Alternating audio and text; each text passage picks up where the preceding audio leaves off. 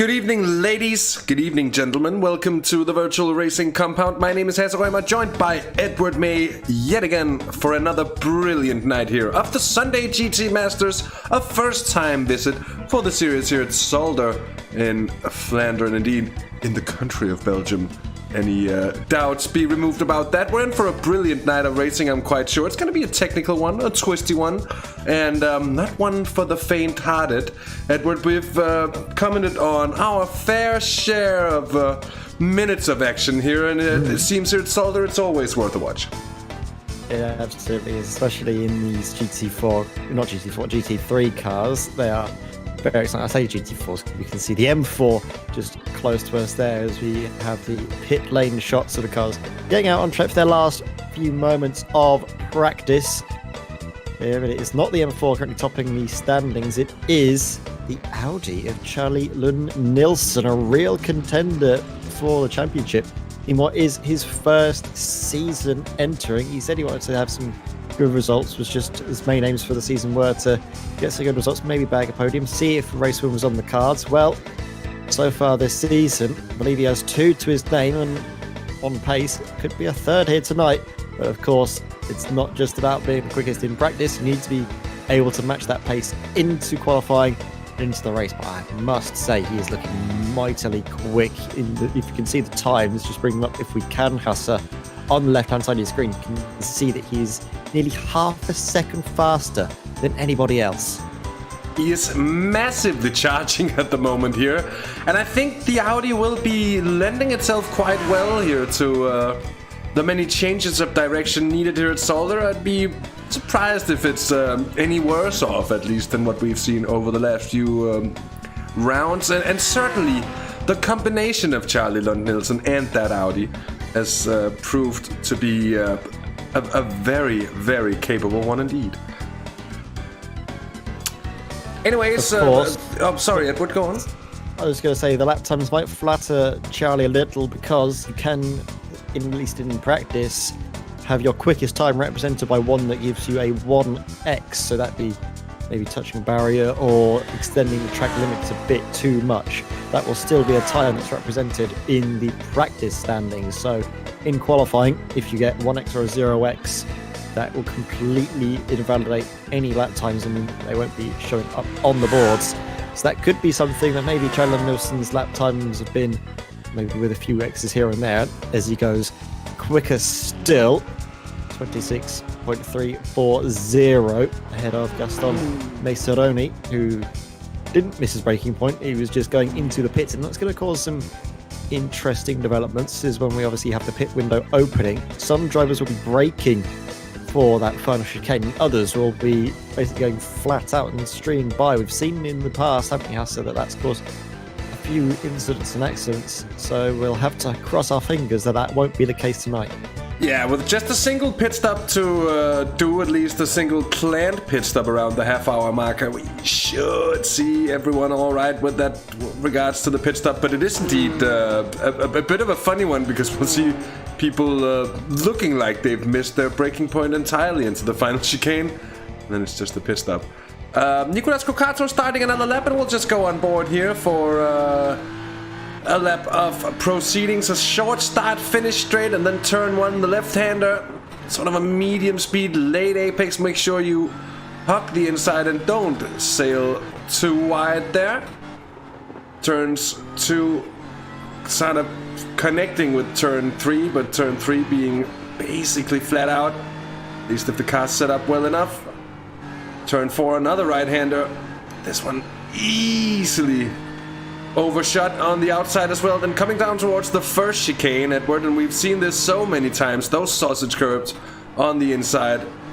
Oh, a bit of a moment there for Nicolas Cocato as he shows exactly what I'm on about. Then down towards the Villeneuve chicane, down through the kink here, making overtaking. Oh, that's just that little bit more difficult, but the curbs here, though, much easier to work with. Through the slow right-hander, really have to be easy on the throttle, and full on here. And actually, isn't this down here the Villeneuve chicane? I actually think it is. Or is that... No, that's the hairpin. There's the hairpin, but it looks so much like one another. It's like a mini Nordschleife here, basically. There's trees all the way around. And then that final chicane as well. And underneath the BioRacer bridge, and of course that'll be my moment to slot in a bit of cycling, with BioRacer being one of the very best brands of cycling wear. You could say bib shorts, jerseys, and all that. Belgian quality, if you like. Represented here at iRacing as well, of course, and it's nice to see. Here's Matthew Forrest in the Mercedes, Edward. This season he hasn't really found his melody in his car. No, he hasn't, although I believe Matthew Forrest, I don't remember him driving the Mercedes so far this season. Correct me if I'm wrong, but I think this is his first time out in this car. Maybe he picked the wrong one, or if he switched over to it, but I thought he was in the Ferrari. Matthew Forrest was in the Audi, wasn't he, before Audi? this? Ah. He was in the Audi before this, I think. It's actually true once I cast my mind to it. Let's see on the point standings. We might be able to find him there. He is indeed listed as an Audi R8 GT3. So this could be a switch of cars for Matthew Forrest. But that was my point being. He hasn't really found the melody in the Audi. And now he's in the Mercedes. Hopefully going to find something different for him. And maybe something that's going to work out a little better. It's certainly a different car. And given the Audi has a tendency to bite, maybe Matthew's going to be better up here in the murk. Well, he's currently quicker than his teammate Pete Plasda, who I got confused there because I thought it was Pete Plasda for some reason that was in the Audi. I knew that they were both in the Audi and the Ferrari, but I got my virtual racing compound drivers slightly mixed up. But as you can see, Matthew Forrest is getting a little bit more pace in behind the wheel of this Mercedes, even if it's a car that he hasn't got quite as much experience with. I don't know if you have the same camera shots that I do, Edward. I think this is a bit of a special pack of cameras. That side shot, the drone shot there from the side, very cool indeed. Here's Pete Plastow. While we're watching Pete Plastow go around in the practice session here, I'm just going to touch on the standings because we do indeed have Charlie Lund-Nielsen leading proceedings. 12 points clear of Patrick Gannon and then Remco Barlow. But 18 points behind on Charlie Lund-Nielsen, if I could get it out my mouth correctly. But that said, with 4 rounds to go, including tonight, there is still time for a switch up. Anyway, Remco Barlow, they're into 18 points behind. Then fourth, Gaston Maceroni, close with Nicolas Cucato. Those just 2 points from one another, but over 30 points behind the championship leader. That's going to be a hard one to make up for there. Pete Plastow on 150, he's 6th at the moment. In though, it's Ari Sherwood leading with a 234 point tally to the scoreboard, and Alfredo Tricarici second there with 222, so 12 points in the clear now for Ari Sherwood, excuse me. That's a very good haul of points at this point of the season. He's been very, very consistent, Ari. It'll be interesting how he shows out tonight. There I said it, Alfredo Tricarici second, and then a massive gap of over 60 points down to Darren Fellows, who's in 3rd place, ahead of Matt Maddox 4th and Chris Pio 5th in the AM standings. And with that said, with that out of the way, we do still, Edward, as per tradition, I want to say, have both class battles here way open, and basically it's a sort of a anything could happen situation with 4 rounds to go. Yeah, the championship is certainly there for the taking for plenty of drivers across both classes, but interestingly, I think we are waiting for qualifying to get underway. I think we've got a slight delay because there are a few issues in setting up the server. I don't know if any admins have got permissions as well to advance the session over to qualifying, but I think we are running just a little bit behind schedule. But that, of course, has given drivers some more time to get all of their practice in. Gives us plenty of time to get excited and get hyped about the potential race and seeing what Charlie Lund-Nielsen can do, because we've seen he's got a lot of pace, but of course there's the question mark of if that is with a few off tracks here and there that might be flattering him somewhat. Just trying to give any drivers really a bit of hope more than anything else, to give myself a bit of hope that it's going to be a close race, because if that pace from Charlie Lund-Nielsen is genuine, no off tracks, then it could be a whitewash tonight. He is absolutely on song here at the Zolder. Yeah, and usually when we've seen the Audi with this kind of qualifying pace, Charlie's been able to translate it to race pace as well. Whereas on some of the other tracks, on Bathurst for instance, he wasn't all that strong in qualifying. But mainly down to the car, I would suppose. He's got a 5K plus I rating as well, this gentleman, so they don't come around by themselves, hanging on the trees to be picked up as low-hanging fruit. Oh no, they don't. So with all that said, Edward, we've got a close fight, at least here in practice, for second place between the two Coanda cars of Gaston Maceroni and Remco Barlow. Those two out on track. Matthew Terry from Mad in Black, he's in his Porsche, very nice car, but not really finding the melody for it either tonight. And I would expect the Porsche to fare all right here at Zolder, at least. I'm not so sure, Hasse. I mean, this first corner is going to be very tricky. In fact, the first couple of corners will be so difficult because they're these corners where you really need to pitch the car in and hope that it sort of sticks with you. And quite easily, that's a bit of a circuit where the car can break traction if you act a bit too much steering lock. So I think you might be right through the chicanes with a quick direction change. But especially, don't forget, Hasse, through the first chicane, the instability that you get over the bumps, that can quite easily cause the car to pendulum and spin around. So I'm not so sure that the Porsche is necessarily the car to be in around here. As you watch Cody Steeg getting back out on circuit after a little bit of a spin. Oh, he just took the chicane to not to get a proper flying lap on the next one. I like that. That's good. That's properly good. I wonder what happened before that. If this is this situation, I think it is. So here we got it. This is Cody separate Steeg. incident. No, this Separate is the plate. chicane. Oh, this is the it is separate.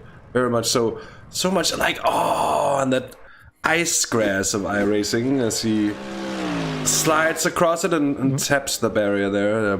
So hard to basically do anything on as he flies across. That chicane is a real problem area for Cody Steeg and maybe even the Mercedes. It's about getting that initial bite into the corner. It doesn't seem to be quite there from all of that weight on the front. It's difficult to get the nose pitched in how you'd like it. So that might be something for drivers of the Mercedes and probably to a similar extent in the BMW to maybe worry about. Have a look on board with Alfredo Tricarici, second in the M class. Again, just slightly wide of the mark. You want to be able to turn in a bit earlier and kiss the curb slightly better, Alfredo, which is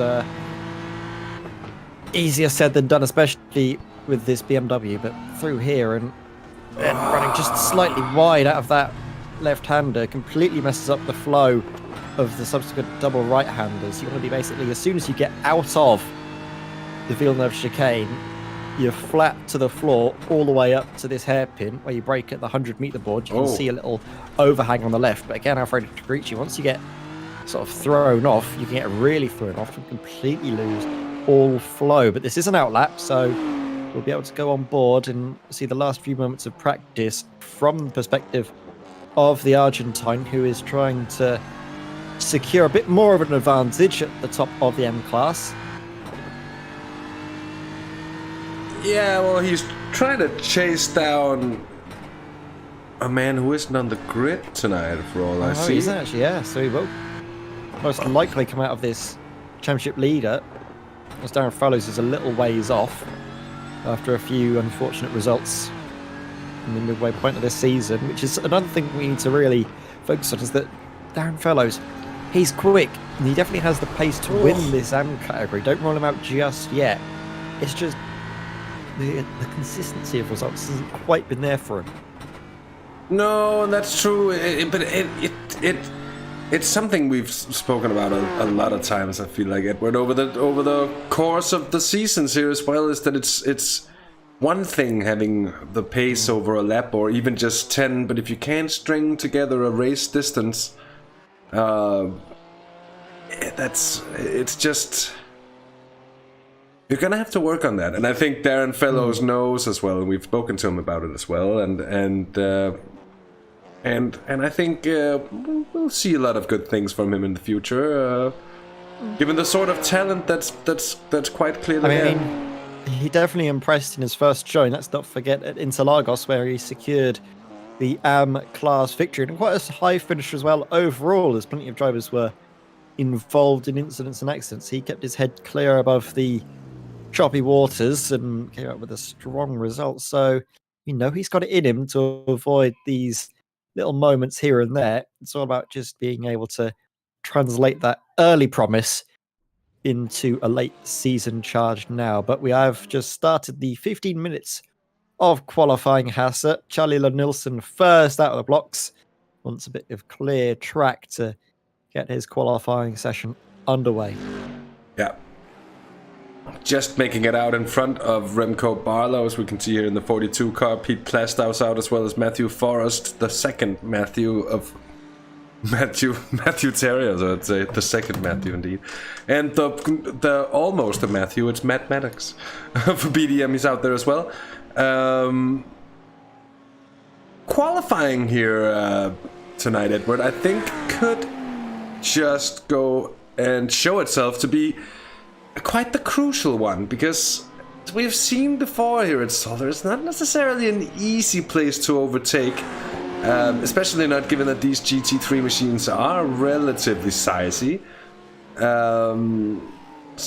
So I think a lot of drivers are going to be trying to that extra focus into getting a good grid spot for tonight. Of course, that said, it's also a place that does indeed lend itself to incidents, especially when everything is close over the opening few laps of a race. So if you can manage that, you will be in a pretty good position, I think.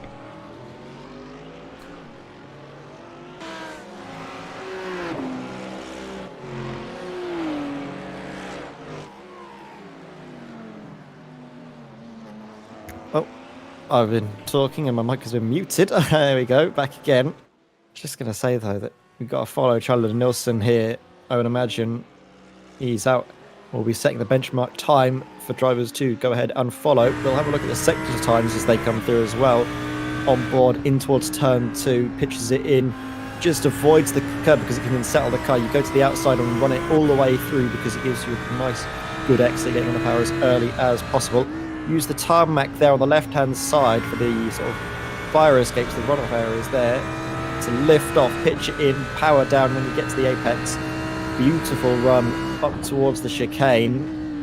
Onto the brakes, just kisses it beautifully. That is pretty much the line you want to do. As soon as you hit the curb on the left-hand side, get the wheel straight and power through in towards the Villeneuve chicane.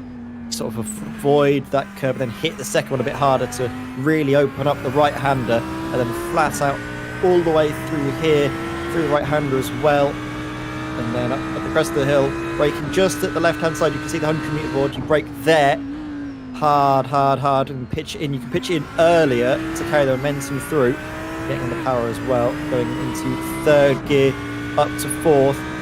Some drivers either shift into fifth or hold it, shifts into fifth, gets more gear changes down to help with the engine braking. Monsters that left-hand curve, so will open up the right-hander, which you avoid because it's a bit nasty and can then settle you as you get flat out onto the power to cross the line. And what benchmark will Charlie Nilsson set? 1:26.94. Not the best time from him, but still enough to be on provisional pole as the times come in behind him. The 0.3 of a second advantage to Remco Barlow. Yeah, Matthew Terry, about 1/10.5, very close to Matthew Forrest there on time, about a few hundredths of a second between them. Patrick Gannon, Cody Steeg, Matthew Maddox, I think, first of the AM drivers, Matt Maddox, my apologies, first of the AM drivers to set a time in. We'll see how just the rest of them go here as at the first run-through from some of the Coanda cars. Gaston Maceroni and Nicolas Cucato coming across the line. Though still Charlie Nilsson, the only driver here in qualifying so far to break into the 126s. Yeah, and he's going out for a second run. He's been putting in some very exciting sector times. You can see personal best in Sector 1, purple in Sector 2. So Charlie Nilsson, while some drivers have opted for only one flying lap before coming in, Charlie feels that he's actually quicker on the second go around. It is a very short lap, so that is obviously doable. Slightly slower than his previous time in Sector 4 as the tyres have started to wane off just a touch, but Sector 1, 2 and 3 have all been perfect. So Sector 5 is purple, should be an improvement, and by gosh, and it so is 2.5 tenths better than his previous effort to go top of the timing sheets by almost 4 tenths of a second. Matthew Terry there with a very solid effort to go second fastest ahead of Gaston Meseroni, who we know he's got a lot of teammates to help him. iRacing third, fourth and fifth in behind. Maybe he will opt to be the driver given the tow rather than to give the tow, as Darren Fellows does a bit of rallycross through the chicane. Obviously not going to be a flying lap attempt, as that would have been invalidated. Gives him a bit more time to warm up his tyres. Maddox on a fly. You can see there no blue text indicating an outlap, so this is his push to see if he can get ahead of his championship rival. Also his teammate though, so maybe they will try and work together to lock out what would essentially be the front row of an grid. Nicely done through that chicane. You could just see he avoids the sort of right hand side curb because you can get an off track very easily just by being drawn in to cut it too much, and cut the second bit a little bit easier through the left hander, and it keeps you nice and close to that left to open out the double rights. Hairpin was all right, but again, just struggling to get the power down. I think a bit of understeer crept in. Yeah, on the power must have been too early on the throttle there, I think, and just go straight over. Scrappy and straight into the pits here for Maddox. See here, Cody Steek on a flyer. So is Chris Pio just coming across the line. This is Chris Roberts though. Oh, and getting outed.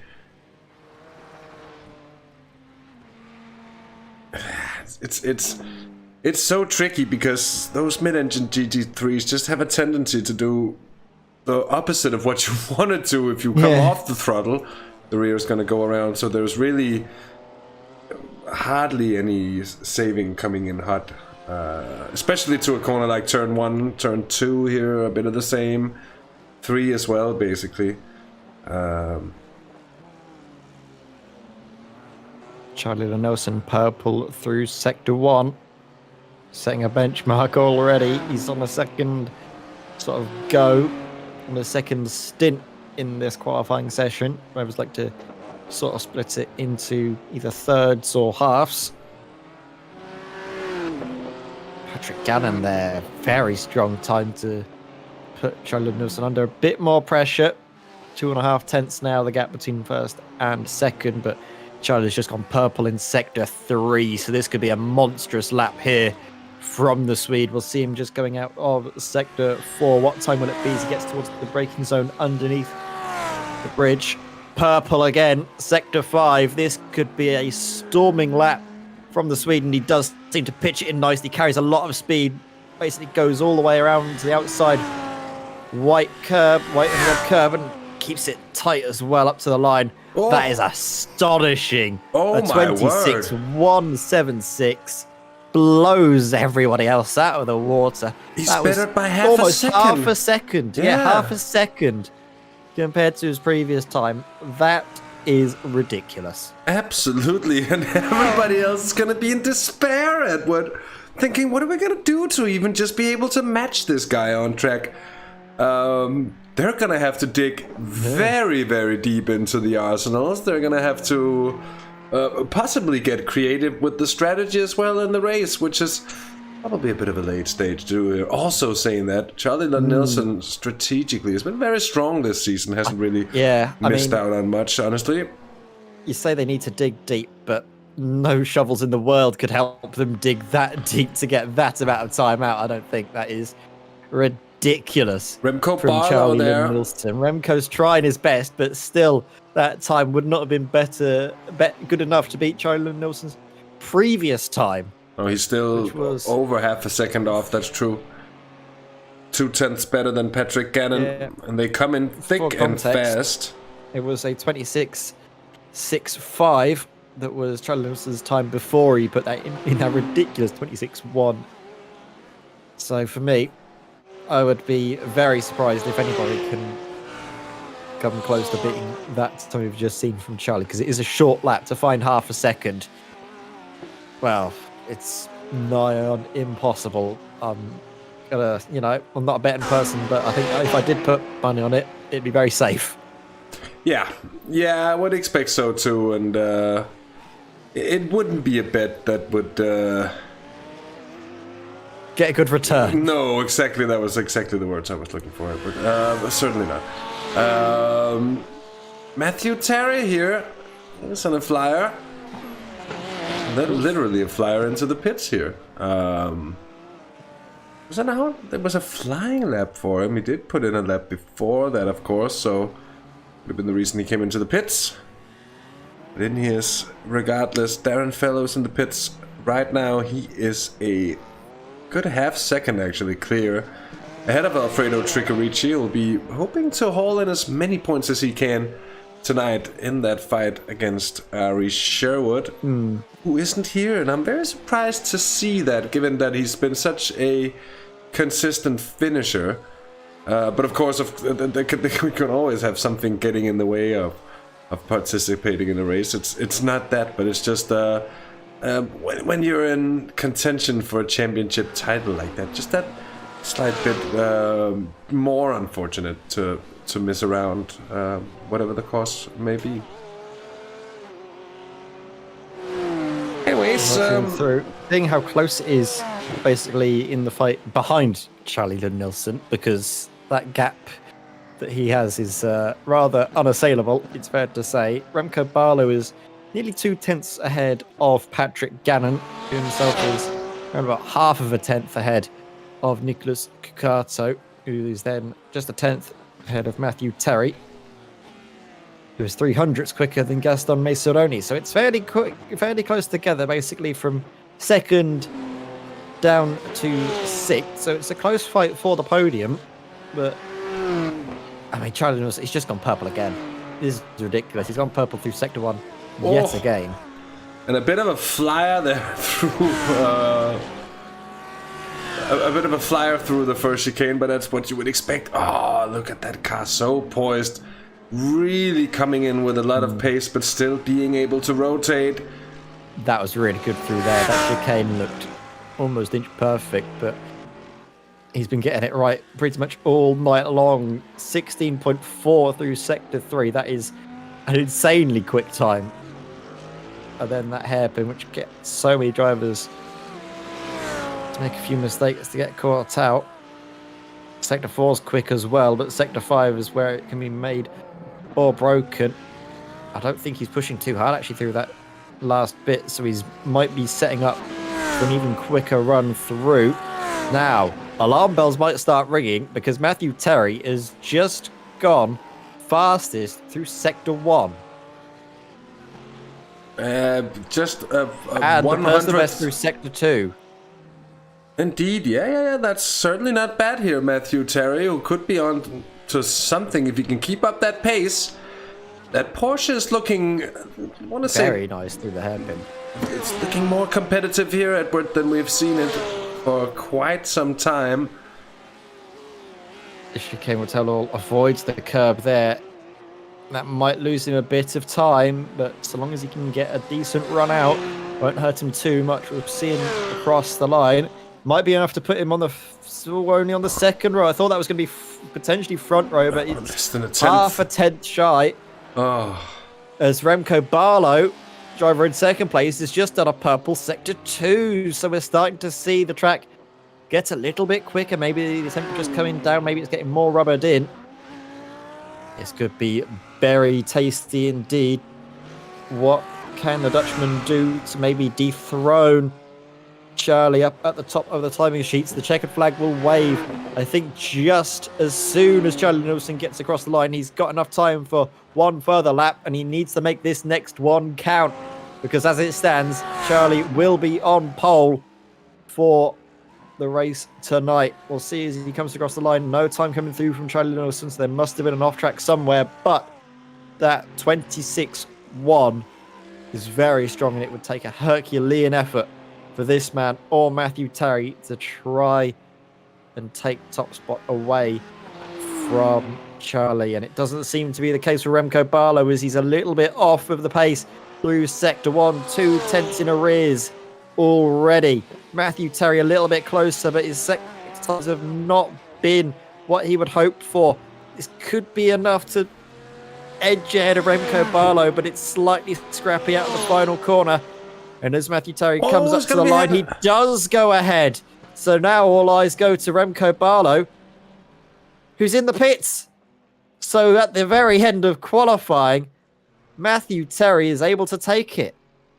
Beautiful stuff from Matthew Terry there at the very, very end of affairs to just sneak ahead. We've still got a few drivers contesting it. Here's Nicolas Cucato. I think he won exit.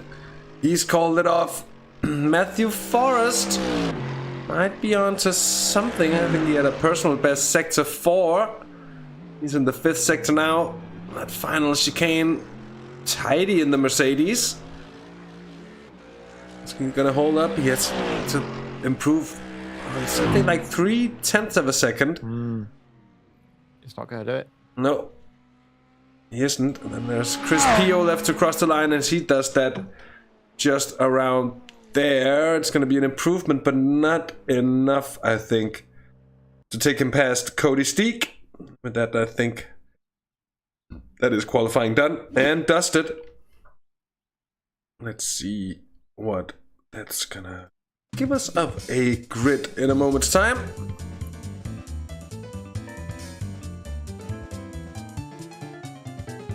It's the usual wait is here just for the session to tick over, Edward.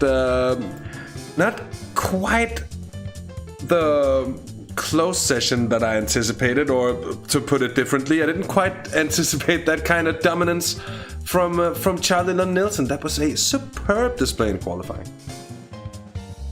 He was just in a class of his own, wasn't he? It's fair to say half a second quicker around a lap that is 1 minute and 25 seconds.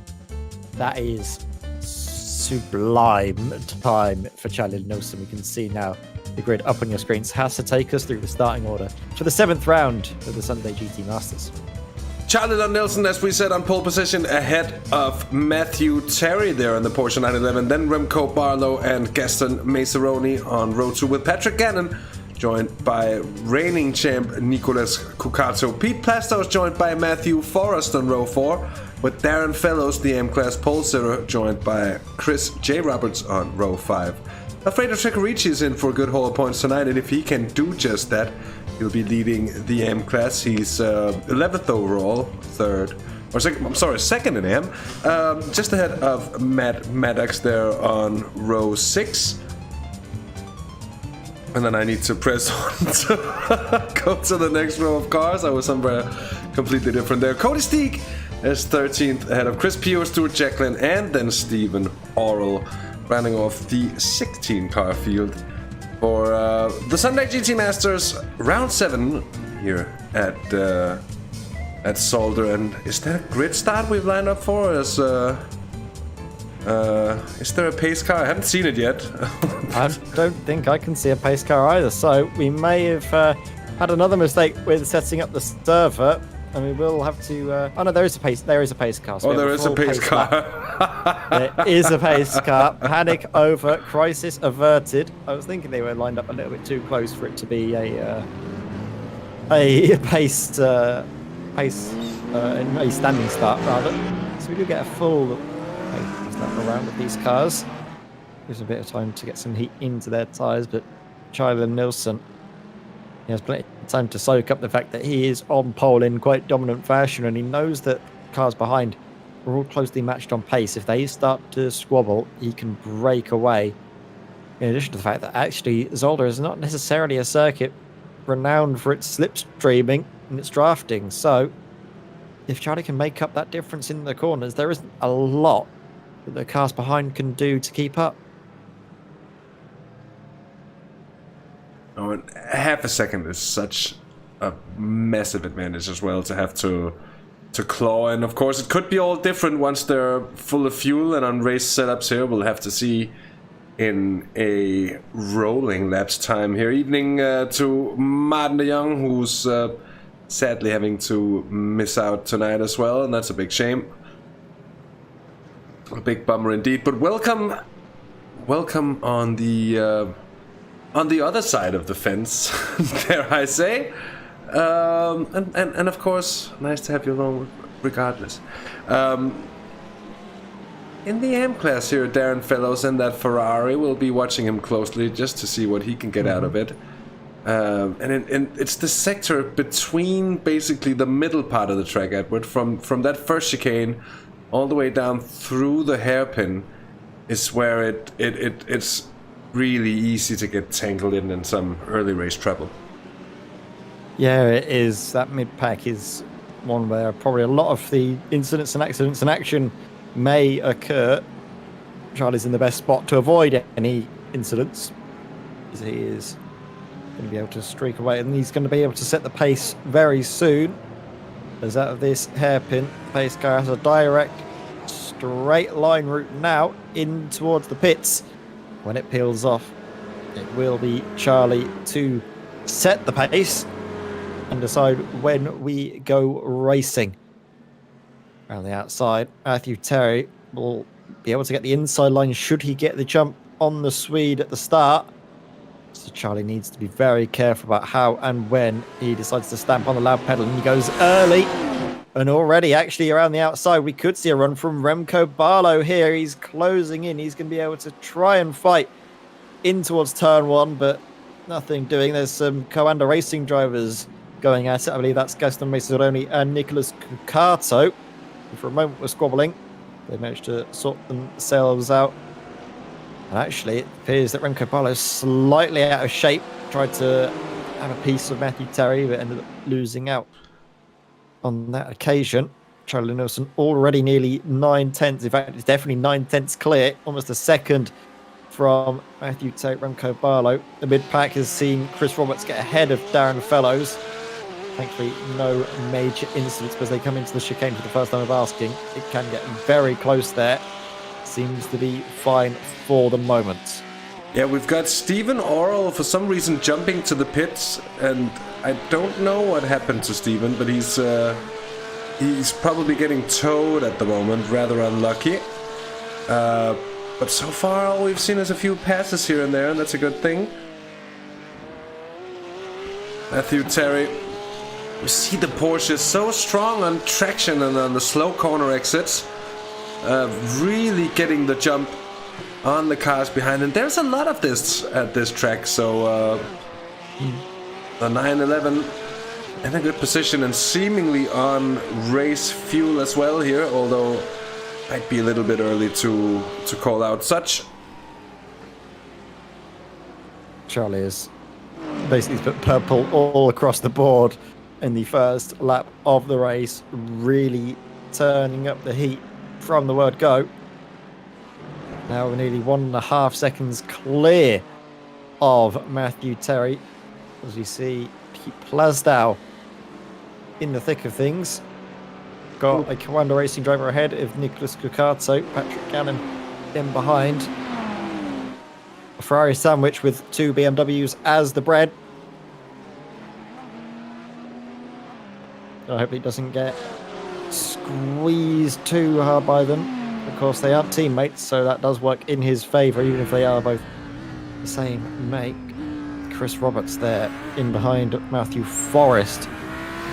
And something that's interesting is actually Matthew trying to get to grips with a new car after switching away from the Audi that Chris Roberts is driving, and maybe for good reason, because the Audi looks a little bit squirrely in the hands of Chris. He touched the grass there. Too much about the pace of the Audi though, because we have one leading the race by some margin, so it might not be a position based purely on pace, but rather drivability. Matthew Forrest, as we see Chris Roberts struggling just to touch there as he tapped the grass. Yeah, that was a close call. Shouldn't be much more grass there on the outside before it's a tap to the wall. Already, Charlie Lund-Nielsen in the 26s doing a lap here on full fuel. That's basically what most of the rest of the field did on their qualifying pace. So that's certainly showing everybody else just where the benchmark is. Right now, there's a bit of a squabble here. Pete Plastow finding company from Patrick Gannon there. Gannon, who didn't get the best of qualifying sessions here. And in 7th place at the moment. He lost 2 places at the start as well, so I wonder if we could see just what happened. Patrick has a run. Just flipped away as Patrick Gannon has a run here. I wanted to see his start here, but oh, there we are. This is Nicolas Cucato. There's Patrick Gannon. And getting robbed on the inside, then closed off. And I wonder, it's going to cost him the 2nd position as well there. It's just a plain old unlucky start. Did he get past though? Quite able to get? No, he wasn't able to get ahead of Cucato, but we see that he's passed on. He was actually Plastow. Yeah, it was Plastow. So he was able to get past, and I think Plastow was just out of shape through that chicane and realised that it was just no use fighting it and concede the position. Have a look here at Chris Roberts, who just in behind. Over rotates. That must be so frustrating. Cody Steek has had a bit of a moment as well. He's been off and back onto the track. He's in 14th place now. Matthew Terry's had a moment. That was Remco Barlow squeezing in front. I wonder if that was just a plain overtaking attempt. I think that was just really. Let's see here. That was more of a opportune moment, I think. Yeah, we're gonna see. Oh yeah, indeed, he has a big moment coming out of, I think that's turn 3. Yep. Remco Barlow doesn't need telling twice. He snaps that one up in an instant. And that's the thing around here. If you make a mistake, because of how close everyone is on pace, aside from Charlie Nilsson, if you make a mistake, you've got someone right behind ready to pounce and punish you for it. And we've just seen that from Matthew Taylor, well held in that portion, because as soon as it goes, it will easily send you into the wall. So that is brilliant car control to only lose out one position, not to lose complete control of the car and stack it into the wall. So every cloud, silver line is that Matthew Terry is still going, all wheels on his wagon, all panels in the right shape, and you can now focus on trying to get one back at Remco Barlow. There's a long way to go in this race, about 39 minutes to go now. Plenty of time for drivers to make their strategy count. Yeah, indeed. For a good start to the race, uneventful for Darren Fellows, who's leading Alfredo Tricarici, and then Matt Maddox in the M-Class standings. Of course, the blue cars and the graphics. There's Stuart Jacklin, who's putting a fair bit of pressure on to Chris Pio here, and they've got Cody Steeg in behind on for the ride as well. Stuart's going to worry here because he's got an Apex Tech car ahead and an Apex Tech in behind. Seems to be fairly evenly matched, and I think actually he's going to have to let... Oh no, he won't actually let... I thought he was going to let the pro car through of Cody Steeg, but then realised that Cody may just actually be a rear gunner because he does seem to be struggling for pace around here in the Mercedes. Chris Roberts, seen him struggling. He needs to get back up to pace, and I think he's had a moment of himself again, just running wide this time. Less of an over rotation, more of an under rotation. So it doesn't seem to be set up nicely at all. It's understeering and oversteering. Needs to really send that car back to the mechanics for a quick look to figure out what on earth's going on in that setup. Yeah, that's going to be frustrating indeed. We've got Patrick Gannon trying to get around Nicolas Cucato again, not really working out for him, at least so far. But we saw Gannon being very close to Cucato, and he's already made it back past on Pete Plastow, so seems to be any reason to believe he couldn't be catching up to Cucato as well within a lap or two. It's about half a second between the two at the moment here. Remco Barlow, Matthew Terry, who's holding on to it, status quo, about 0.6 of a second between those two. Oh, that's a bit of a mistake there for Barlow. And Terry's going to come right through on that. Yeah. And undo exactly what happened there a few laps ago. I wonder what happened there to I to think it was just Barlow. unsettled through the curve, and then the traction control kicks in, completely kills the speed of momentum. You can't see it through there. Try again. Might have to go back to the replay again. There we go. There we are. Oh, it's a big Gets bounce. a slide. Oh.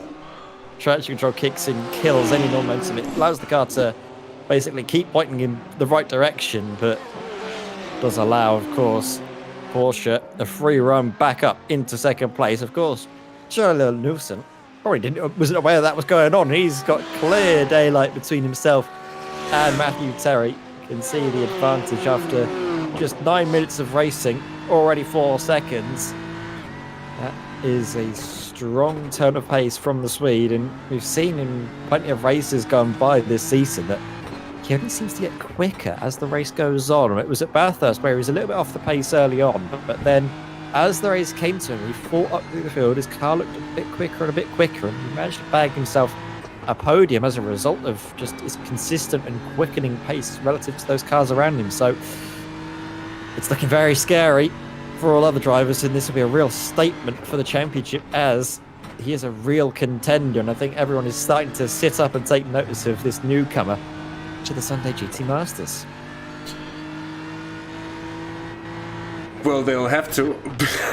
He's certainly forcing it on everyone else to take notice, because right now he's leaving everyone in his wake. Just around 10 minutes of racing gone here. 35 minutes left on the clock, of course. Still on board here with Gaston Maceroni as he tries to figure out if there's any chinks in the armor of Remco Barlow up ahead. Matthew Terry there in the Porsche. Of course, we have seen those slight mistakes creep in on the following pack here. Speaking of slight mistakes there, Mazzaroni just goes a little bit deep into the final chicane, and you can see the amount of time that cost him in the end. That was quite a costly one, 0.4 of a second or so just to that one situation.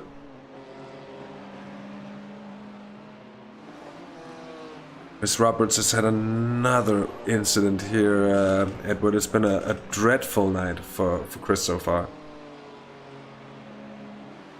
Dear, dear. It's I'm sure Chris would have been hoping for some slightly better screen time than what he's been getting. Just not been his evening whatsoever. That car, I don't think it's anything to do with his driving. I think it's just down to the way he's got the setup. It's just not working for him. He needs to, I think, figure out what's gone wrong here tonight in terms of setup and learn from it and carry on, because that car just seems a world apart from Charlie Nelson's. If you look at how that car looks so planted up in front compared to Chris's, there has to be something going on with the setup.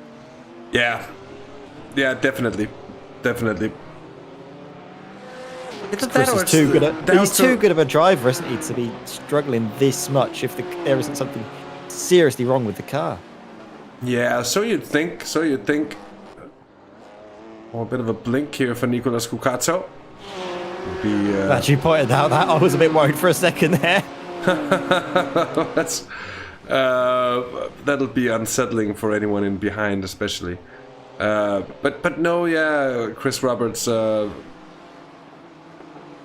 Certainly, you would expect a driver of his caliber to be faring along better. But I think it's also maybe just down to driving style. You know, the different cars really like different approaches and demand different approaches as well. And if your driving style isn't really a fit to how the car wants to be driven, that can be quite difficult. And even within something maybe, say, more uniform, as in Formula 1, where all the cars, after all, having the same layouts and such, we have seen drivers really struggle with changing regulations or coming over across to a team that has a car that's sort of poised to be driven a bit differently, and it's certainly a thing. Yeah, absolutely. And I mean, I still wish that we could see Matthew Forrest go back to the Lamborghini he had so much success with. It's a shame that we're not actually seeing any drivers opting for the Lamborghini this season. It's interesting that it's sort of fallen out of favour, because that was a car that was driven by numerous people in this series and still being driven across other series, but for the moment it hasn't really been sort of fallen out of favour for the car to drive. It appears in this championship at the very moment is the BMW, with a few Ferraris scattered around. Interestingly, a lot of the pros opting for the Porsche. Funny enough, actually, I was watching a broadcast of I think it was a VCO 24-hour race. The car that's leading that is a Porsche, but they've had their own BOP added. That's got 45 kilos of ballast, Porsche, yet it's still by far the quickest car, which I think shows just the advantages that that machine seems to have at this moment in time. But around here, it appears that the Audi, being piloted by Charlie Nelson, is the car you want to be in, because it is absolutely rapid.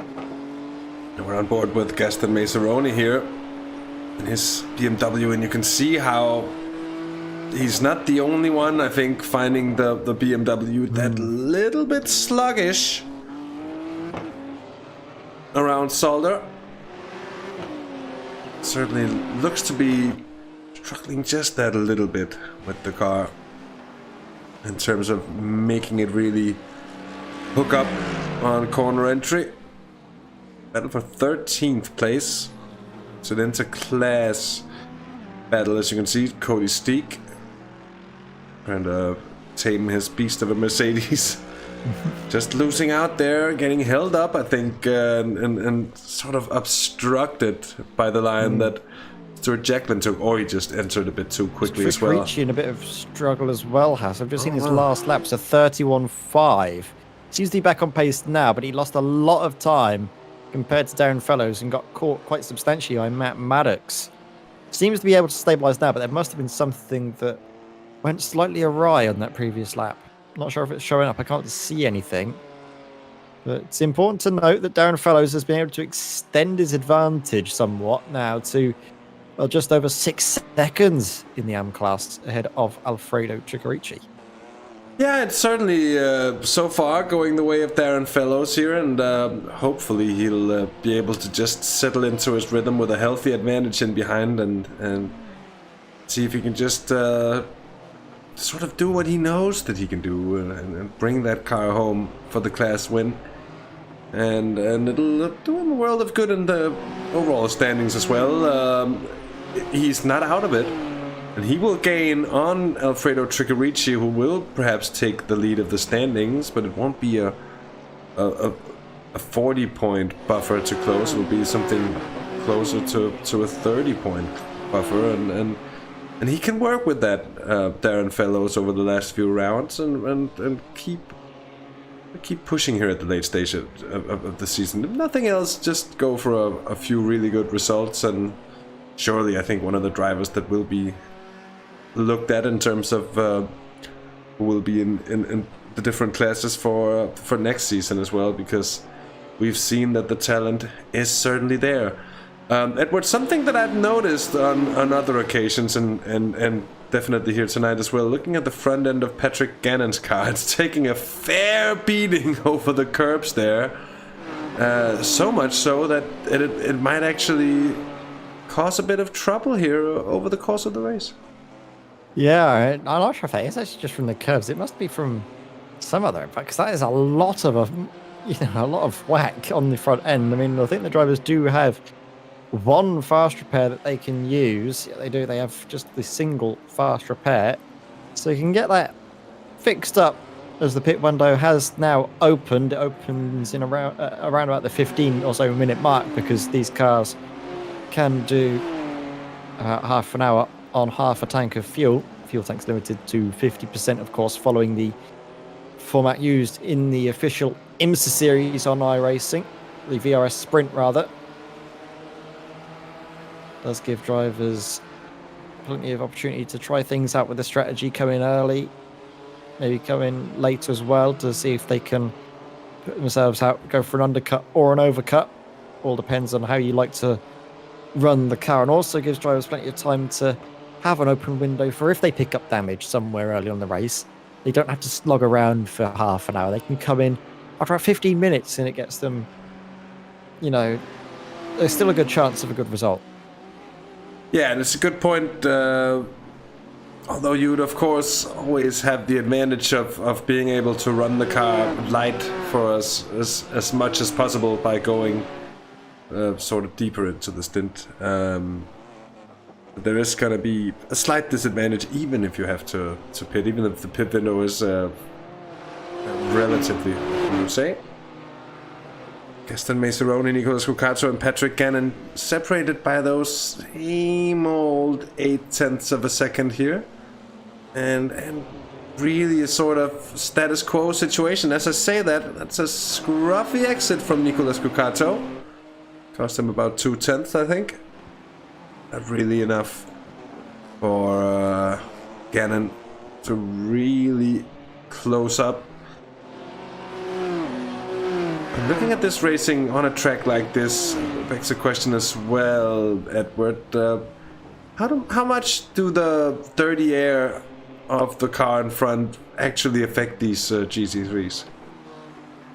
It might not look like a lot, but it can affect them quite substantially, especially if they're already a little bit understeery, such as the BMW. Can really cause havoc. You can see Patrick struggling to turn the car in compared to Nicolas Cucato up ahead, who's got slightly clearer air ahead.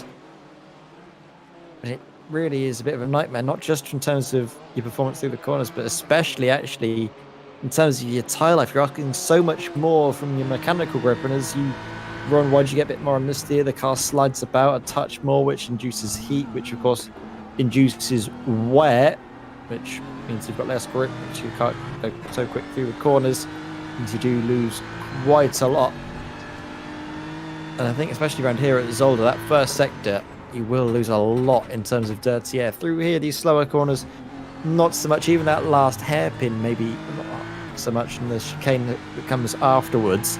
From up now, you won't lose out too much, but especially through turn 1, 2, 3, and 4, it will be a bit of a nightmare.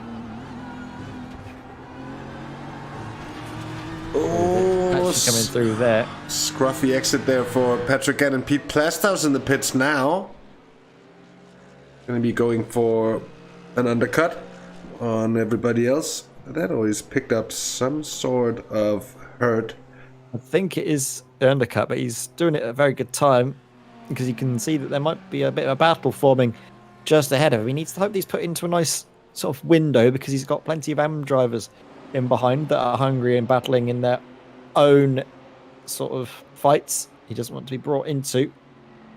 He's just getting his tyres done. Not his tyres done, rather his fuel done. Don't take tyres in these races if you can help it, because you do lose a lot of time, and there isn't a lot of time left in the race to try and claw it back, so it isn't that sensible to think about changing tyres. Comes back out in behind Chris Pio, but I think just ahead of Chris Roberts. Yes, it is. So that's nice and good for him, even if you do want to get in behind Chris, because that's his teammate. Would not likely be too bad of a situation. So smart play from Pete just to come in early, roll the dice. He's not really got too much to lose out on, so why not see what you can do. And it's true that the more they scrap up ahead, the more it's going to play into the hands of Pete Plastow. Charlie Nilsson still well out ahead. Matthew Terry here in second. Remco Barlow in third. Still about half a second's worth of difference between Charlie Nilsson, Matthew Terry, and the rest of them are basically within a tenth or two of a second here. Only Nicolas Cucato with a little bit of a scruffy lap again here. That might open him up to attack from Patrick Gannon here.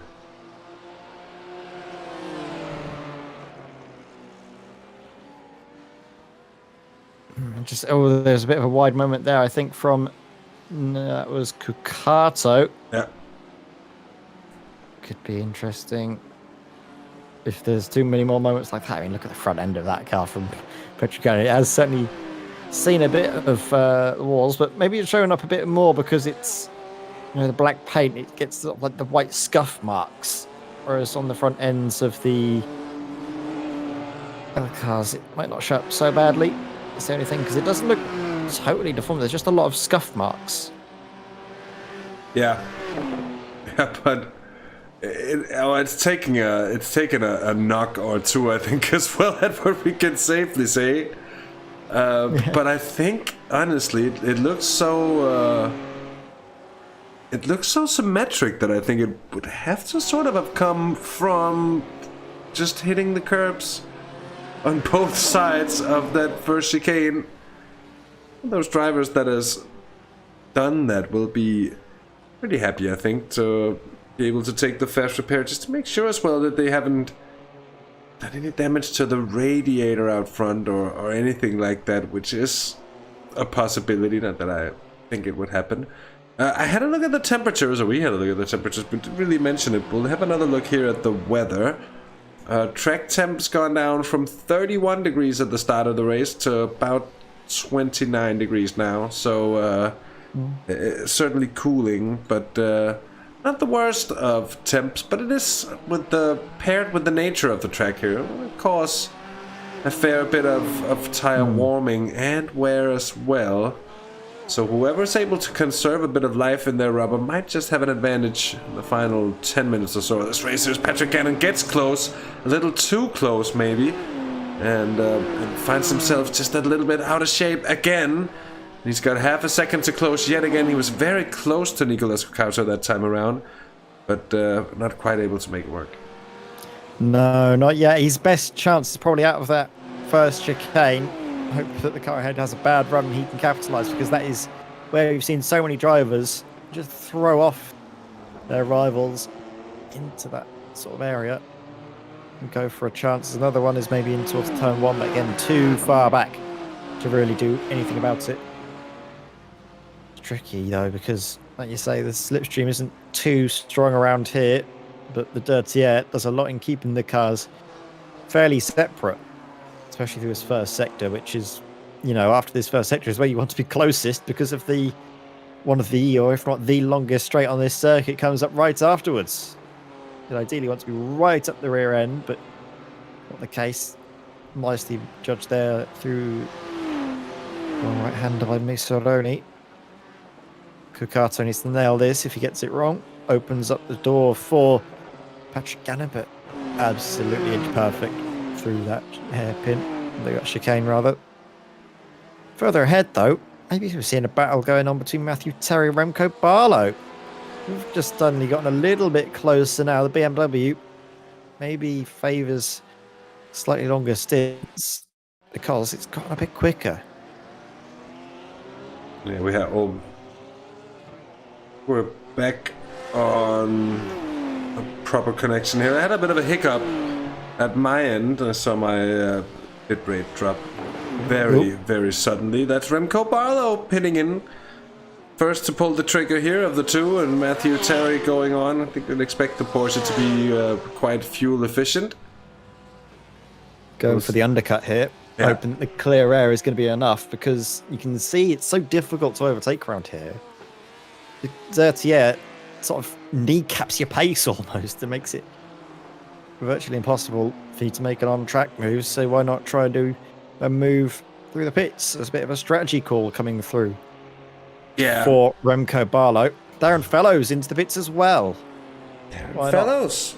He's got an advantage. Why not take advantage of said advantage by coming to the pits a bit earlier? Matt Maddox follows him through. I think it was actually a pit stop that was done in response by Darren Fellows to Alfredo Ciccarici, who came in just a couple of laps before.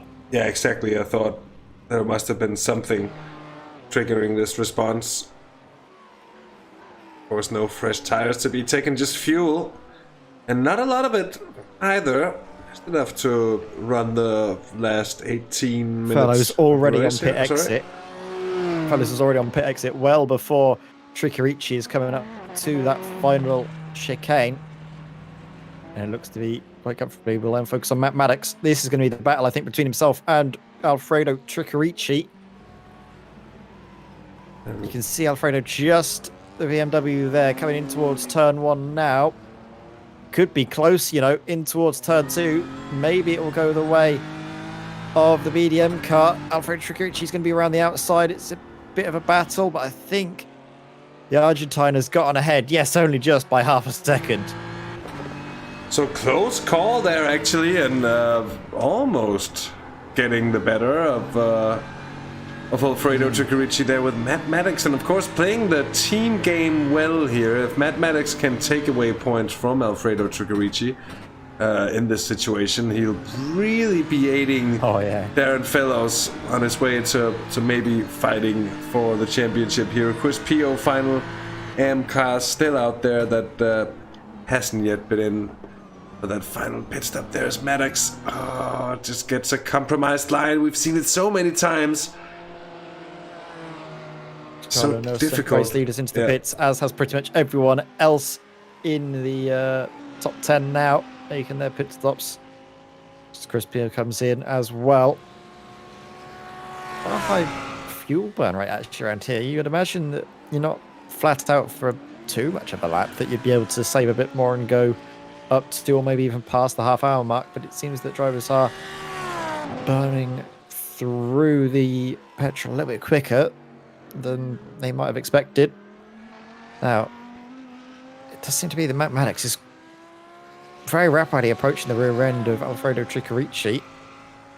Chris Pio's just been leapfrogged by the pair of them on pit exit. And then I think we will start to hear, of course, Darren Fellows tell his teammate, right, help me out here, get ahead of my rival for the championship if you can, please, because that will do him a world of good. As it stands, Alfredo Tricarici isn't going to lose out too much by finishing in second in behind Darren Fellows, and actually, as a result of Ari Sherwood's absence, Alfredo will, we'd imagine, retake the AM class championship lead. Yeah, this is gonna go to Tricarici regardless. Whether he finishes second or third here tonight isn't gonna matter all that much. Oh, just a touch of the grass there on the outside for Maddox. Almost a second down now, having it all to close up yet again. And it's a relentless track in terms of punishing mistakes as well, and on so much of the lap as well with the walls. Pretty much right there. Just a tiny few yards of grass before you hit something quite solid indeed, and it's not a place where you can really put a foot wrong and get away with it. Stuart Jacqueline's in the pit here. Cody Steeks in the pit as well. Matthew Terry and Remco Barlow still close together. That was less than helpful, I think it's fair to say, from, I think that was Chris Roberts just coming out of the pits there. Less than helpful for Matt Maddox, but Fred Tricarici won't mind it one bit. That's given him a bit more breathing space. I was about to touch on this, actually. Thank you very much, Hasse. You've seen what I've seen. Gaston Macedoni under a lot of pressure from Cucato and Gannon. Yeah, but Terry has been able to stay ahead of Remco Barlow through the pit stops. We were wondering if the undercut was going to come through. It did not. Remco Barlow stays third. This battle will rage on between Macedoni and Cucato. It's basically two teammates that, I mean, we haven't seen really any team orders that sort of prevalent, at least, for Commando Racing. So gloves are off. They're free to race. But with the dirty air, how freely can they race? Yeah, that's the problem, because Macedoni really needs to make a misstep, I think, to lose this position. That's what we've seen so far, at least, throughout the field, basically, that overtakes seem to mostly happen on mistakes. Of course, it was possible on the opening few laps, but as the race has been settling in, it seems just to be harder and harder to get the car to grip with someone else in front of you. And as you can see, it's opening up through that middle sector as well, between Macedoni, Cucato, and then Patrick Gannon might be ever so slightly closing in. Actually, he is closing in on Nicolas Cucato. He had a bit of a scruffy fourth sector. Probably not enough that Gannon can do too much about it. Saying that, Edward, he gets a decent run here from the final chicane. going on board. Just that start-finish straight. My apologies. Just quite a bit too short. Oh, Scannon taps the grass as we're on board, and it's the curse of the commentators, I'm afraid. Because he's off. And is he going to get overtaken by Pete Plasdo, who's rapidly approaching here? He's going to be slow as well, coming out through turn 4. Maybe a chance, but I think Pete Plasdo is just too far back to really capitalize. But that was a huge misstep, a mistake. Let's not mince words here. That was nothing short of a big mistake by Patrick Gannon. He makes some second one as he clarts the chicane. But he just try to open up the corner a bit too much. Gets a couple of wheels onto the grass as he turns in. Loses out a lot there. And now, all of a sudden, Pete Plasdow is going to try and find a way past the RPM racing driver, who is all sorts of out of shape and in the doldrums right now. He's struggling. He's losing a lot of time, and he did clark that curb pretty substantially going through the chicane. First of the 2 main ones on the back half of the circuit. This is the sort of the final chicane. It does seem that car is struggling a bit. You can see that right-hand side took a hefty whack.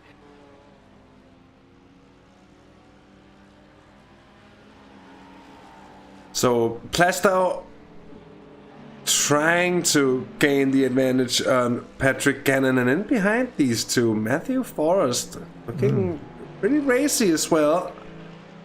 Seem to ahead of them as well. Let's not forget Matthew, Terry, Remco Barlow are battling for second place here, Hasse. Oh yeah, that's true. And so that gap come down to half a second. That had been a small moment for Matthew Terry, because he had a 1.2 second lead just a moment ago. Into the final 10 minutes of racing here, so this is the time for Remco Barlow to put it all on the table and see if... He lost 6/10, Hasse, through that first sector. Oof. That's doesn't go too well here for Matthew Terry. If that well, just saying, if that trend keeps up for much longer, he's going to find himself in trouble here.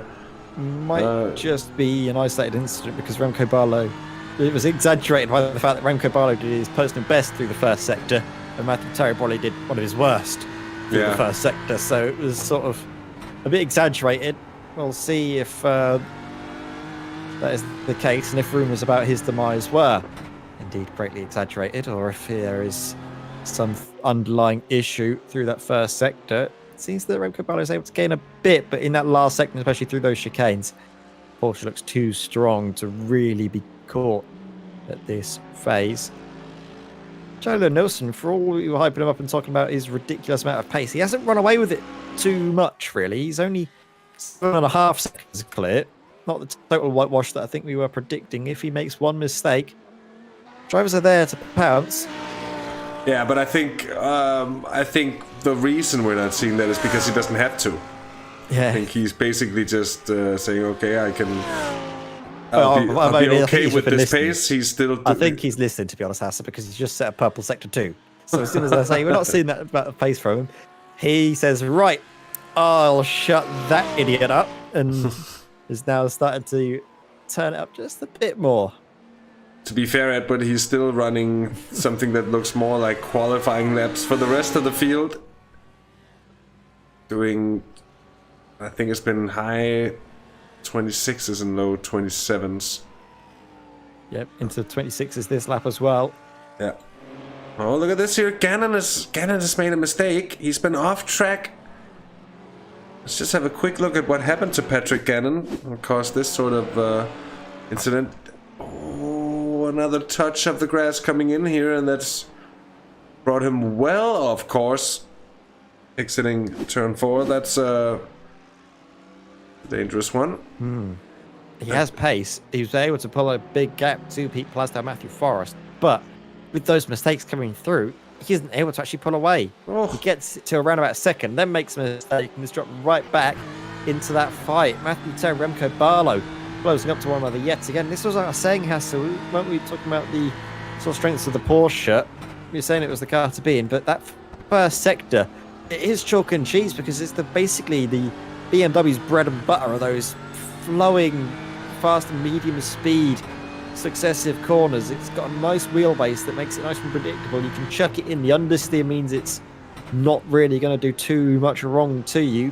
If you slightly miss the apex, you don't need to put on too much more steering lock. It is just a dream to behold. But into these sort of snappier bits, Porsche comes into its own, but there's no clearer demonstration of the fact that they are nearly half a second apart from one another through that first sector, and then all of that time is regained through the rest of the lap by the Porsche. Yeah, it's the first sector that's the strong side of the BMW. He hasn't really been close enough, Remco Barlow, to be able to take advantage of their personal best lap here of the race. Oh, what's going on here? It's a bit of a... Forest out of Pete. Yeah. Pete's... Maybe a bit of team orders coming through. Yeah, but Plasto was past Gannon there for a second. We'll see what happened here. So into the final corner. Oh. Okay. So that'll be why. I think Forrest outbroke himself, realised that it was a bit of a kamikaze move, shall we say. Yeah. And concede the position. I mean, you can actually concede the position. It wasn't team orders. He was actually letting Patrick Gannon through. Matthew Forrest, well, he wasn't going to hang about. He wasn't going to lift off the throttle. He took that one for free. Yeah. And now it's about seeing if he can keep up with the RPM Racing BMW driver. Now, though, into the final 5, Charlie Nelson leads with almost 8 seconds advantage to the rest of the field. The lone majesty of the Swedish driver is something we've seen before, and we're seeing it again, but in a way that perhaps we have seen this before. But it's a dominant display yet again from Charlie Lund-Nielsen, who's, as I said earlier, really putting down a benchmark that no one else can really match for the time being. Matthew Forrest now ahead of Pete Plasto, as we said before. Gannon certainly showing as well that he's... Plasto flashed his lights there. He might want to get ahead of his teammate, it seems. Yeah. Just look to have a good deal of pace on the Mercedes.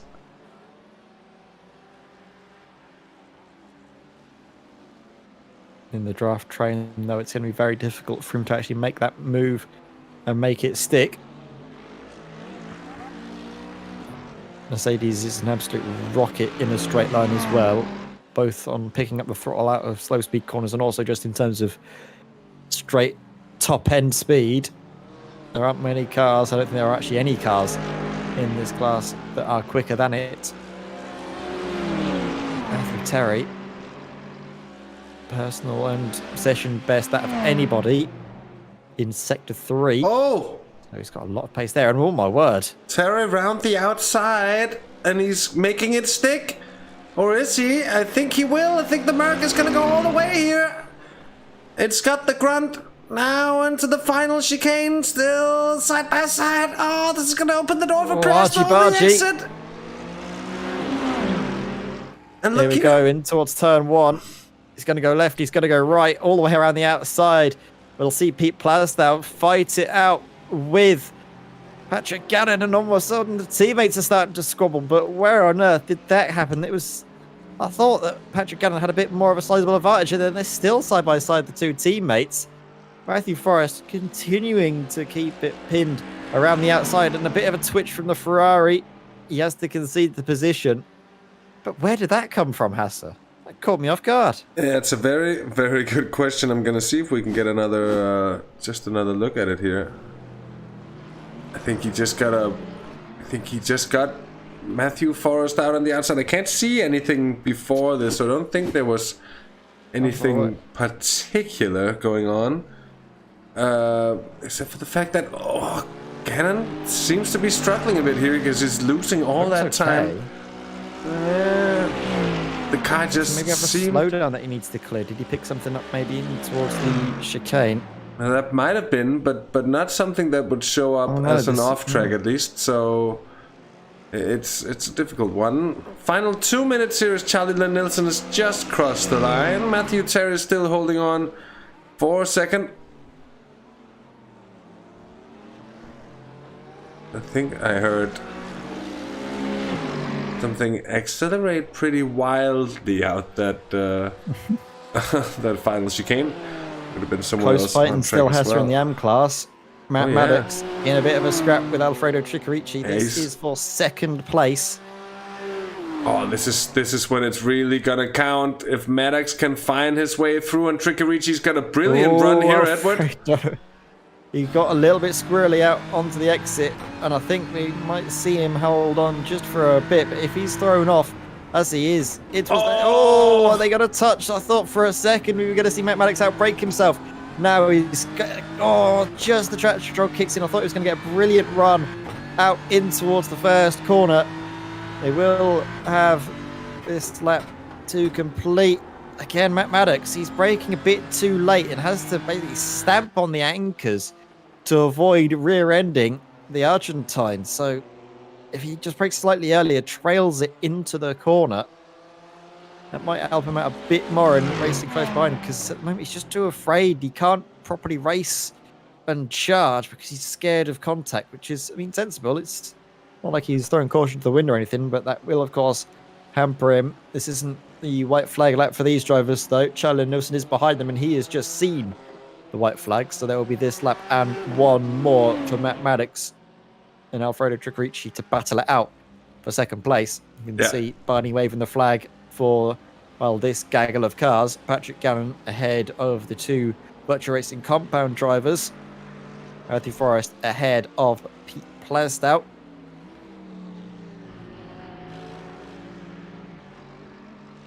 I'd say I think Pete is the quicker of the two drivers. Oh my word. Again, they're coming to blows in towards that hairpin. It's a real action zone for these two. What on earth has been going on there? Is it just Alfred maybe struggling? Maybe he's having to fuel save a bit. Short fueled it potentially at a fuel stop, and slide from Maddox there. Both of them sliding. Yeah. As they come under the white flag. And I think it cost Maddox a little bit more. There's 7/10 between the two. So Nielsen should be coming up to the checkered flag now. Yeah, Here we go. We can see him coming out of the final corner. And he will take the checkered flag. 3 wins so far this season. And he is top of the championship standings after round 7 here at Zolder. A dominant drive, lights the flag, pole position, fastest lap, grand slam for the Swede. As Matthew Terry comes in second place. Well held. He had a few sketchy moments in his Porsche, but held firm, held strong, held on to second place with Remco Barlow close behind in third. Then we see Pete Plestout finishing ahead, or rather in behind, rather, of Matthew Forrest. There's Darren Fellows all on his lonesome, all by himself it seems this race. No one in front to fight, no one behind to worry about. And a perfect Sunday drive in the Sunday GT Masters for our AM class victor here. Darren Fellows picks up an AM class victory. The 404 seems to be bringing up an 404 error. Opponents not found. It's been him all the way up until the end. This has been a great battle, though, hasn't it, in the dying stages? But Alfredo Tricarici can cling on to second place and will exit round 7 as the AM Championship leader on account of Ari Sherwood's absence. But they all count, and it puts him in good stead coming into final few races. Matt Maddox there, we saw come across the line behind him in third, with Chris Pierre, we've just seen cross in fourth as our race winner. And now championship leader, Charlie Nielsen, comes into the pits, gets a well-earned rest because that was a dominant drive. There's no sense mincing words about it. That was the perfect race from him. Pole, fastest lap, led every lap, takes the race win. Nothing more can be said other than domination. Domination indeed. Charlie Lund-Nielsen race win, 9 seconds clear of Matthew Terry, who had to fight off Remco Barlow, but successfully so in the ending, of course. Those 3 rounding off the pro podium in the end there. Gaston Mazer only 4th ahead of Nicolas Cucato and Patrick Gannon. Then Matthew Forrest, Darren Fellows, and Pete Plastow, who I think, Edward, must somehow has been given some sort of penalty, I think. So just tipped something over. Anyways, because he's lost a fair bit of time in the overalls and actually lost the position to Darren Fellows as well. Alfredo Truccaricci's second in AM ahead of Matt Maddox. They're completing the AM podium. Then Chris Pio, Chris Roberts, Stuart Jacklin, Cody Steek, and Stephen Orrell. I'm afraid not making the checkered flag in the end. But a brilliant race for Charlie Lund-Nielsen, lights the flag. And same can be said for Darren Fellows as well. We spoke about it beforehand, but he's really stayed clear of any sort of issues in this one. And he took it to the line as we hoped he would, basically. Yeah, I mean, 2 dominant drives from 2 drivers at the very top of their game. Darren Fellows, he needs this. I mean, to be fair, he needed this, didn't he? After some of the unfortunate moments he had, especially after a bit of a horror showing, it has to be said, at Bathurst with the opening lap incidents and then the pit stop mess-ups. Needed to bounce back, and, well, he certainly did that and more with a dominant drive. As Pete Plastow, yeah, I'm not sure what happened to him. He finishes in behind Darren Fellows, even though he came across the line ahead of him on the road. So we'd like to get some information on that, if at all possible. Alfredo Truccaricci, though, doing what he needs to do, finishing in second place, takes over now the AM class lead in the championship. Still plenty of rounds to go, plenty of points on offer, but now we are starting to really see maybe a few packs breaking away at the top of their classes and figuring out where we will stand coming into the final couple of rounds. Yes, indeed. Edward, it's time for interviews, and I'm going to let you start off with today. I'm going to choose who you're going to talk to, and it's going to be the race winner indeed. Charlie Lund-Nielsen here having a word with Edward May. Welcome, Charlie, to the commentary booth. That was, I mean, you've said it time and time again. We'll use the word again. Domination tonight by you. Pole position, fastest lap, led every single lap, taking the race victory by 8 seconds to the rest. You've got to be absolutely over the moon with yourself. Yeah, thanks, guys. Well, it couldn't have gone better. I didn't really know what to expect with race pace, and it was my first race at Zolder, but it felt good during practice, and I saw I was quite a bit ahead on the qualifying pace, so I kind of cruised around and made sure I had no incidents. Yeah, I'm struggling to imagine how your race could have gone any better, to be quite honest with you. We saw a lot as well in terms of setup coming in to the effect. There was another Audi that was out on track, but seemed to be having a much harder time compared to you. Was it just about getting the setup dialed in, and then after that it just became easy for you, or was it more just about the way you drove the car? I don't know. I got one setup from the start and kept with that, so I don't know if it's a good or bad setup. But car felt great, it was easy to drive, and yeah, I can't complain about anything. Nicely done, mate. Well, I mean, like we say, we're coming into the business end of the championship where we're starting to see the fights take shape, and with this race victory, that takes your total so far this season up to 3, most of anybody else this season. You're a contender, but do you think you can take it all the way? Of course I think so. Now we got another track coming up which I have never driven, so it will be interesting to see. But this one went well, so I guess the next one can't go well as well. Yeah, in Montreal in 2 weeks, a circuit that needs a bit of straight line speed, needs a bit of cornering ability as well. I think the Audi has done decently in races past, so you shouldn't be too off the pace. But of course, it's getting into the final 3 rounds. Any nerves? Nah, not really. I know, but the last 2 tracks I'm pretty decent Daytona and Spa. So I'm feeling comfortable. The Iceman, Charlie the Nilsson there. It seems cool and collected ahead of the final 3 rounds. Thank you very much, mate. Best of luck. But before we say goodbye to you, is there anybody you'd like to shout out? Oh yeah, I have a lot of people watching tonight, so shout out to all of them. Ari and the gang, my parents. Yeah. Everyone is watching. No problem, mate. Best of luck into the final 3. Yeah, thanks. So that was there it. we have it. Yeah, indeed. Oh. Yes, indeed, Edward And May. I see you've brought in the next person, Hasse, Yeah. so I'll let you take over. But with Darren Fellows. From one winner to another, Darren. Welcome to the booth. Congratulations. Strong drive. Showing the pace that you've shown on so many occasions beforehand this season. But today, smooth sailing pretty much out there. Yeah, this week I've concentrated on my braking. I seem to have issues with braking, so I quite like this track, and I've just kind of worked on getting into the corners without spinning it, to be fair. And indeed, it seems to have worked wonders. You're in a position now where you're probably going to be needing a bit of luck on your side, but still mathematically within touching distance of the championship lead and the title as such as well. How do you look upon that now with a win here today and coming in to the final 3 rounds? Yeah, I just need to finish strong and see what I can do.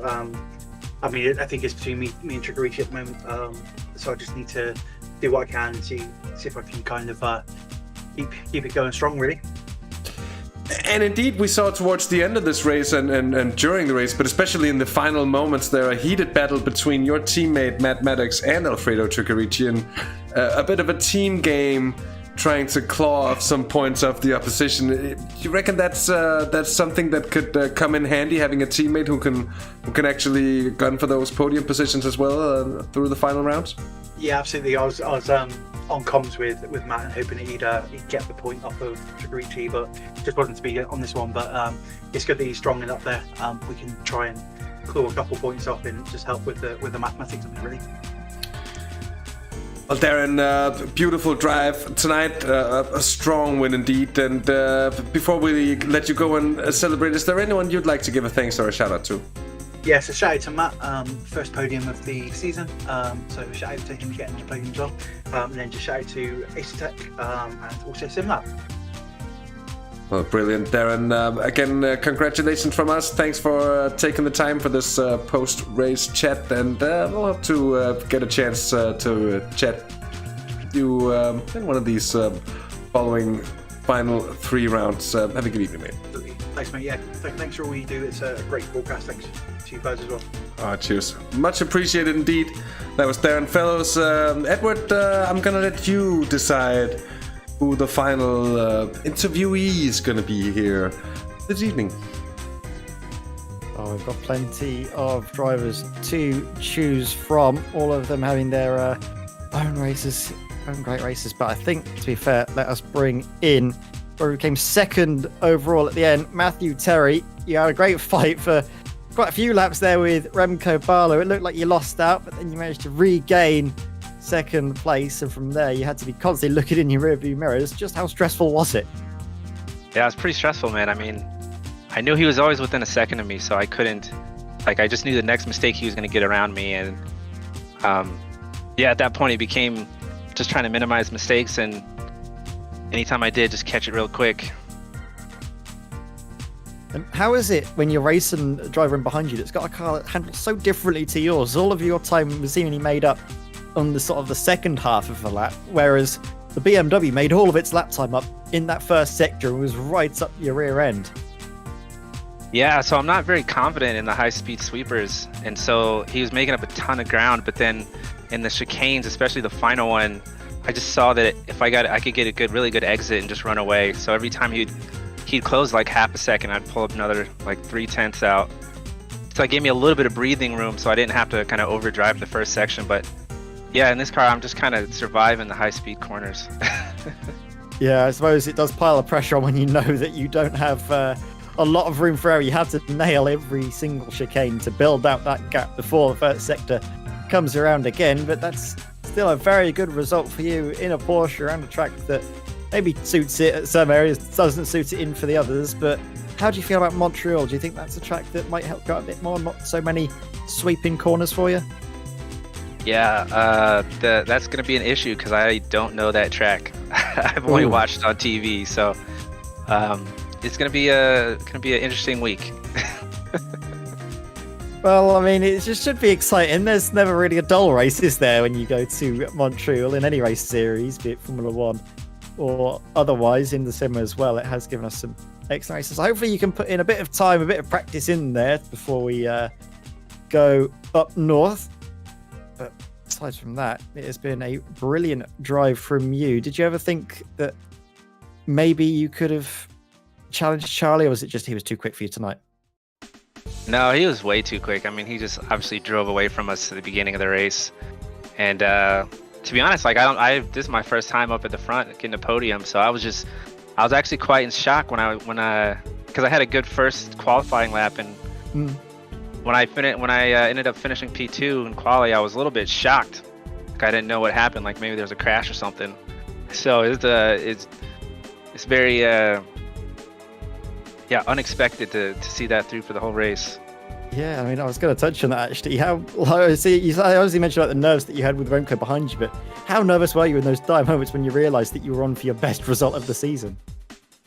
Yeah, no, I mean that the mistake I made in lap 1 or lap 2 was kind of the nerves. You know, I was, every other race, Red, I'm kind of putting around the back of the pro class. In this race, I'm in the front. And I was like, I'm going to qualify P2 and wreck on the first lap. And so yeah, anytime you're thinking about something different than what you're trying to do, right, you lose a little bit of concentration. And yeah, that turn 2 got me. But luckily I was able to save it and finish the race.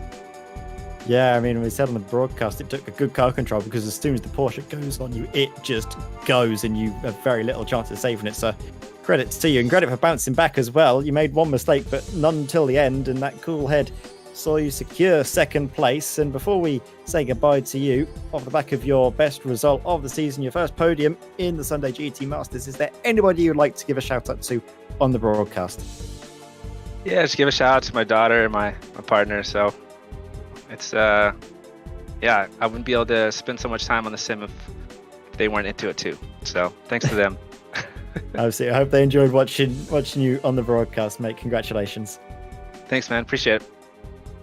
So, Hasse, that was second place Matthew Terry with his best result of the season in high spirits. And I think everyone can look back on tonight and think that, Zolder definitely delivered. It gave us some great racing. But Montreal in 14 days' time, 2 weeks, that's going to be a real blast as we get into the business end of the season.